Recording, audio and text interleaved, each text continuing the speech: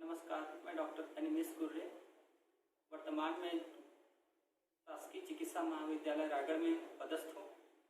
आज हम बात करने वाले हैं कोरोना और उससे होने वाले कॉम्प्लिकेटेड लंग फाइब्रोसिस का, जो कि अभी सामान्यतः देखने को मिल रहा है कि कोरोना ठीक होने के बाद भी लोगों में सांस की दिक्कतें आ ही रही हैं, जिसको हम लोग पोस्ट कोविड लंग फाइब्रोसिस बोलते हैं। हमारे हॉस्पिटल में हम अभी पिछले 2 महीने से कोरोना के मरीजों का चेस्ट फिजियोथेरेपी से इलाज कर रहे हैं, जिसका बहुत अच्छा रिजल्ट आ रहा है। अभी वर्तमान में देखने को मिल रहा है कि कोरोना केस तो धीरे धीरे कम हो रहे हैं, लेकिन जो होम आइसोलेशन के पेशेंट्स हैं वो बढ़ रहे हैं। जो क्रिटिकली इल पेशेंट हैं, जिनको कोमॉर्बिड कंडीशन है, उनको ही हॉस्पिटलाइज किया जा रहा है।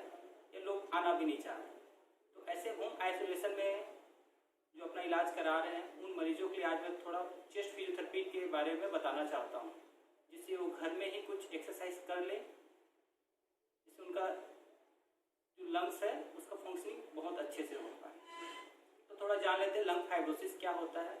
एक्चुअली लंग फाइब्रोसिस वो है जिसमें ना लंग एक ना टिश्यू की तरह है, मतलब एक रबड़ की टिश्यू है, जिसको हम एक्सपांड करते हैं और फिर अपने आप वो अपने रिकॉल कर लेता है। जैसे कि रबड़ होता है ना, उसको जैसे खींचते हैं और वो अपने आप में अपना शेप ले लेता है, प्रारंभिक शेप, उसी की तरह। तो कोविड में क्या हो रहा है, इसका जो कंप्लायंस है, मतलब जो स्ट्रेचेबिलिटी है, वो कम हो जा रहा है फाइब्रोसिस की वजह से। तो उसको हम अगर अर्ली पकड़ लेते हैं, उस चीज़ को एक्सरसाइज के थ्रू उसको रिजॉल्व कर लेते हैं, तो बाद के जो कॉम्प्लिकेशंस हैं वो होने के चांसेस कम हो जाएंगे। तो आज स्टेप बाय स्टेप देखते हैं। 2-4 बेसिक एक्सरसाइजेस हैं जिसको आप घर में भी कर सकते हैं। मैं बताता हूँ वो एक्सरसाइजेस क्या क्या हो सकते हैं। तो पहला एक्सरसाइज डीप ब्रीदिंग एक्सरसाइज करना है, ठीक है। उसमें ब्रीदिंग कंट्रोल होना चाहिए आपको, ठीक है ना। तो पहले मैं करके दिखाता हूँ। हर एक्सरसाइज को 2-2 से 3-3 बार रिपीट करेंगे। पहला एक्सरसाइज डीप ब्रीदिंग एक्सरसाइज। तो उसके लिए आप चेयर में बैठ सकते हैं या लेट भी सकते हैं या खड़े होकर भी कर सकते हैं, ऐसा कुछ नहीं। लेकिन रिकमेंडेशन पोजीशन होता है लेट के करना, एक तकिया सर के पीछे, एक तकिया घुटने के नीचे। लेकिन वो ना जाके मैं बैठ के सिखा रहा हूँ। पहला डीप ब्रीदिंग एक्सरसाइज। दोनों हाथों को आप पेट के ऊपर रखिए ऐसे करके। शोल्डर्स जो है आपके रिलैक्स होने चाहिए, है ना। फिर सांस नाक से लेना है धीरे से, और मुंह के बल सांस को छोड़ना है। ऐसे छोड़ना है जिससे, जैसे कि हम सीटी बनाते हैं ना, ये उसको बोलते हैं पसली ब्रीदिंग। अचानक से नहीं छोड़ना है, अचानक से छोड़ेंगे तो आपको खांसी और बढ़ सकती है ना। तो मैं करके दिखाता हूँ। जैसे कि मैं रिलैक्स बैठा हूँ, बैक सपोर्टेड है मेरा, देन आर्म को रखो यहाँ पे रेस्ट पे। देन उसके बाद क्या करना है, नाक के बल सांस को अंदर खींचना है, फिर मुंह के बल सांस को छोड़ना है। इसको थोड़ा होल्ड भी करना है, ठीक है। मैं करके दिखाता हूँ। 1 2 3, देन नाक के बल मुंह के बल छोड़ना है, लेना है।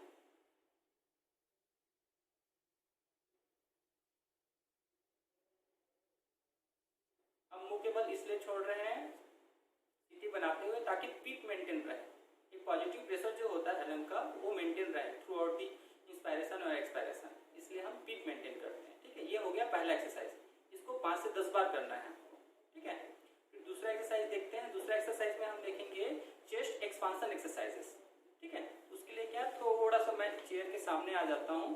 फिर दोनों हाथ जो है रिब केज के फ्लोटिंग रिस्ट जो बोलते हैं हम वहाँ पे रखेंगे, जहाँ पे आपको ना ये छाती का जो पसली है ना, वो सबसे लास्ट वाले में, ठीक। ऐसा करके थोड़ा दबाते हुए हमको सांस को अंदर भरना है। जो मैं यहाँ पे दबा रहा हूँ उसी को सांस अंदर खींचना है और इसको एक्सपांड करना है। ऐसे हमको करना है, मतलब जो ट्रांसफर डायमीटर है ना चेस्ट का, वो बढ़े, ठीक है। मैं कर रहा हूँ। तो सांस अंदर खींचूंगा मैं, फिर सांस को छोड़ना है, फिर सांस अंदर, फिर सांस छोड़ना, फिर सांस अंदर, फिर सांस छोड़ना है। इसको भी 5 से 10 बार करेंगे हम, है ना। ये हो गया दूसरा एक्सरसाइज। अब देखते हैं हम तीसरा एक्सरसाइज क्या कर सकते हैं। तीसरा एक्सरसाइज हम चेस्ट जो ये मसल्स होते हैं, सामने के मसल्स, वो भी जकड़ जाते हैं, मतलब टाइट हो जाते हैं ओवर द टाइम, क्योंकि हम सामने झुक झुक के रहते हैं या फिर सांस लेने में दिक्कत रहती है, जो पेक्टोरल्स मसल से वो भी टाइट हो जाता है। इसको हम स्ट्रेच करेंगे थ्रू ब्रीदिंग एक्सरसाइज, ठीक है। तो उसके लिए हम क्या करेंगे, दोनों हाथ पीछे रख लेंगे ऐसे करके, है ना। फिर क्या करेंगे, सांस छोड़ते हुए हम इधर आना है और सांस अंदर खींचते हुए पीछे जाना है ना। इसको याद रखना है, सांस के साथ करना है। तो जैसे कि मैं सांस को छोड़ते हुए सांस अंदर लेते हुए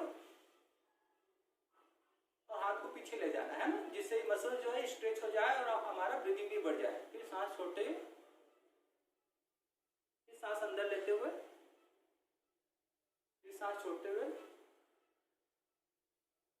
फिर सांस अंदर लेते हुए, जितना हम पीछे जा सकते हैं और जितना सांस छोड़ते हुए हम नीचे जा सकते हैं मुंह के बल।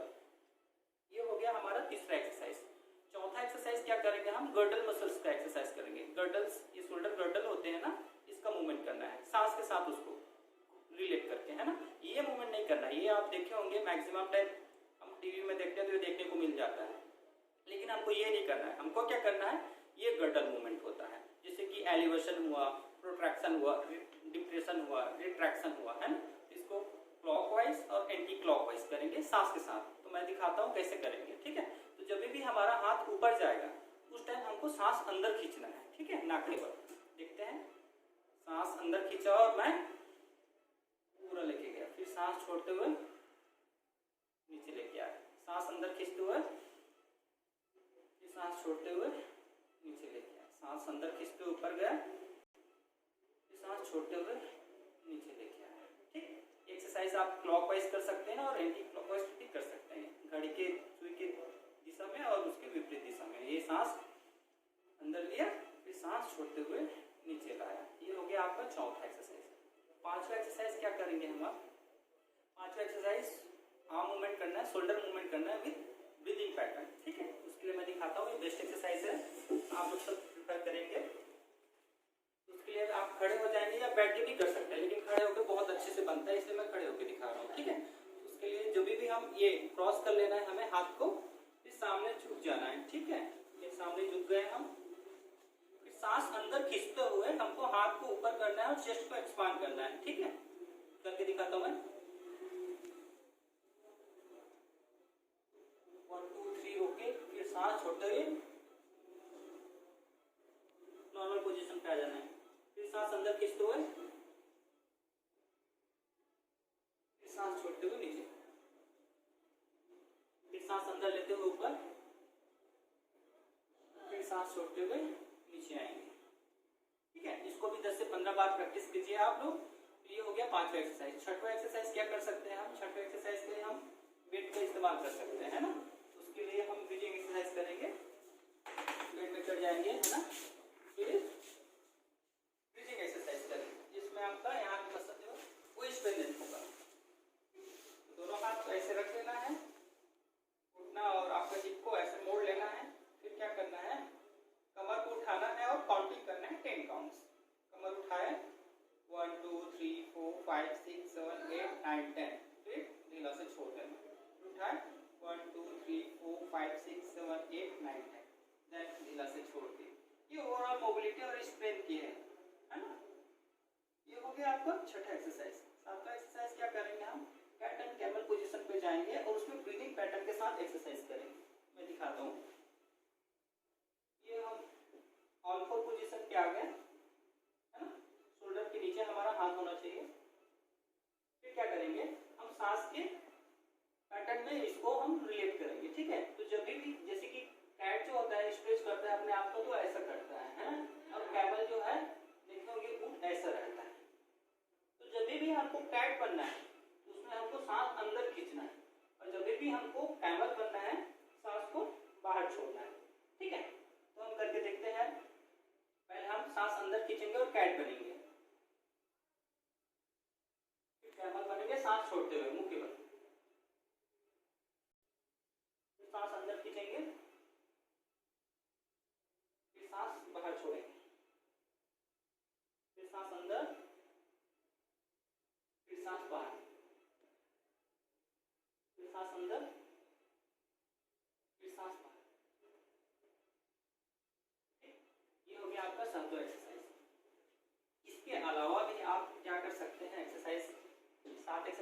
आपको बता दिया। इसके अलावा आप थोड़ा सा इवनिंग वॉक और मॉर्निंग वॉक अपने रूम में ही कर लीजिए, कहीं बाहर जाने की भी ज़रूरत नहीं है। अगर 3 मिनट तक भी चल ले तो वो बहुत होता है। उसके अलावा आप मिनी स्क्वाट एक्सरसाइज कर सकते हैं दीवार के साथ, जो करते हैं हम लोग, जैसे कि मैं दिखाता हूँ आपको। जैसे कि ये दीवार है, स्क्वाट एक्सरसाइज है, तो दीवार के साथ सट जाना है आपको, इतने पैर रखना, फिर क्या करना है हमको, धीरे से यहाँ तक गए, फिर ऊपर आना है, फिर नीचे गए, फिर ऊपर आना है। ये सांस के साथ भी करना है इसको, ठीक है। छोड़ते हुए नीचे चले गए, सांस अंदर लेते हुए ऊपर आ गए, ठीक, ये हो गया। इसके अलावा वॉल प्रेस कर सकते हैं आप, ये ठीक वॉल है, ऐसे गए, फिर सांस अंदर लेते हुए ऊपर आए, सांस छोड़ते हुए नीचे गए, सांस अंदर लेते हुए। ये एक्सरसाइज आपको करना है दिन में 3 बार करिए आप, सुबह दोपहर शाम। हो सके तो आप खाली पेट करेंगे तो वो ज़्यादा अच्छा होगा, क्योंकि भरा पेट में आपको एक्सरसाइज करने में दिक्कत होगा। इसके अलावा आप थोड़ा हेल्दी फूड खाइए, आप फ्रूट्स खाइए, और अपना जीवन शैली भी थोड़ा बदलिए, सोने का उठने का टाइम थोड़ा सा सही कीजिए, ठीक हो जाएंगे। और ज़्यादा अगर आपको दिक्कत होता है तो आप हेल्पलाइन जो आपका डिस्ट्रिक्ट का होता है उसको कांटेक्ट कीजिए। और अगर आपको एक्सरसाइज करते टाइम ज़्यादा आपको ब्रीदिंग में प्रॉब्लम होती है या फिर खांसी आता है तो एक्सरसाइज रोक दीजिए, है ना। ये ज़रूरी नहीं कि जितना मैं बताया उतना आप करें और उतने बार करें, आप इसको मॉडिफाइड कर सकते हैं। हर पेशेंट्स के लिए अलग अलग होते हैं। एक्चुअली मैं ग्रॉसली बताया हूँ कि आपको सबको थोड़ा सा बन जाए, इसका मतलब ये नहीं कि आप उस चीज़ को पकड़ लें और वैसे ही करें, आप थोड़ा सा मॉडिफाइड कर सकते हैं। जैसे कि 5 से 10 बार बोला, लेकिन आप 10 बार नहीं कर पा रहे हैं तो 3 से 4 बार कीजिए, 5 बार कीजिए, लेकिन कर लीजिए। और आपको सैचुरेशन उससे कम होता है, अगर आपको प्रॉब्लम हो रही है, ज़्यादा पसीना आ रहा है, तो फिर एक्सरसाइज बंद कर दीजिए, है ना। और लास्ट बट नॉट लीस्ट आपको क्या करना है, एक एक्सरसाइज इसमें और है, 8वां चीज।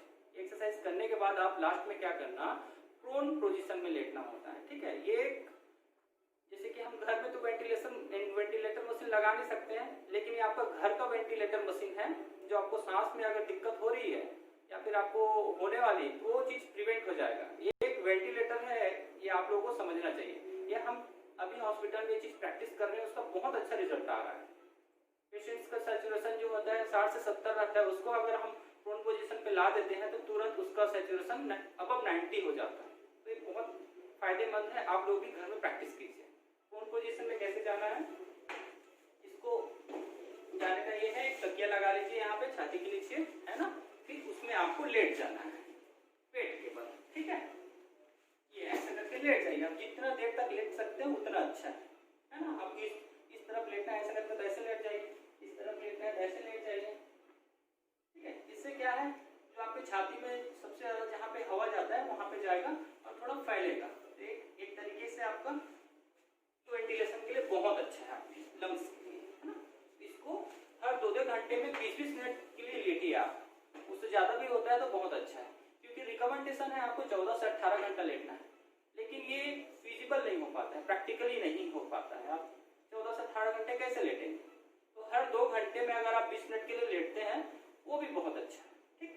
इसके अलावा कोई दिक्कत होता है तो फिर हॉस्पिटलाइज होइए। और आपको पहले से कोमॉर्बिड कंडीशन है, डायबिटीज है, हाइपरटेंशन है, लंग्स डिसीज है, सीओपीडी का केस है। जैसे कि सीओपीडी के केस में क्या है, आप जल्दी सांस नहीं लेना है, उससे आपका सांस और भर जाएगा, है ना। इन सब चीजों को प्रिवेंट करना है हमें, धीरे धीरे सांस लेना, ठीक। इतना काम करिए आप, और कुछ होता है तो हमसे कांटेक्ट कर सकते हैं। हम गवर्नमेंट मेडिकल कॉलेज रायगढ़ में पोस्टेड हैं, आप हमारा नंबर भी आपको मिल जाएगा।